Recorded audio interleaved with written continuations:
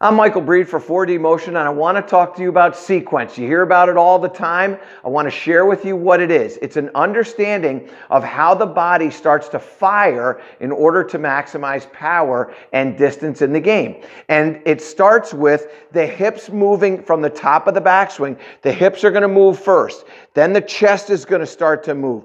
Then the arms are going to start to move. And ultimately, we're going to see the club moving last, that power. That's how we're going to get lags in these spaces. So what we want to try to see is those hips firing first. So we give the hips number 1, chest is going to be number 2, arms are going to be number 3, and then the club is going to be number 4. And that's what we would want to see in 4D motion. We want to see that firing of sequence in a 1, 2, 3, 4. Now, what we see with this player here and what you're seeing, well, maybe not seeing, but what you're experiencing is an improper sequence. This individual is firing their upper body first. This is typical for a slice. So we're getting the upper body to go first. Then we're getting the arms to go next. Then the lower body is happening, and then the club is moving.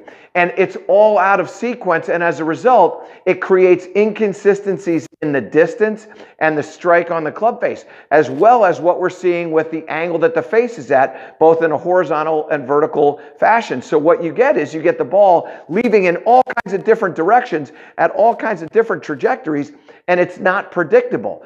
There's no consistency there. What we want to do is we want to feel the hips moving first. So this action here happens. Then the chest starts to move.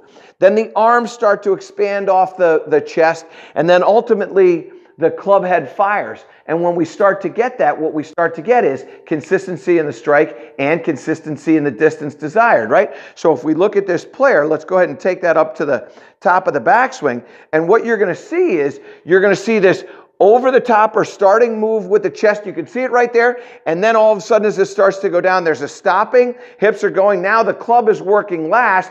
And there's that flip that's happening. You get that really poor impact position where at impact, the shaft of the golf club is straight up and down or leaning backwards. We want that shaft to lean forward, and it will have done that because the sequence of the hips rotating first, then the chest rotating next. When the arms jump off the chest, now it's creating that lag, that angle between the lead arm and the club shaft, and that's going to give you that compression that you so desire. It's also going to help you with creating the proper divot. So many of you are struggling with hitting the ground before the ball, and you want to know how to hit the ball before the ground? Well, you have to understand what's happening with the sequence, and the 4D motion is going to teach you not only what it's supposed to be, but how to do it properly.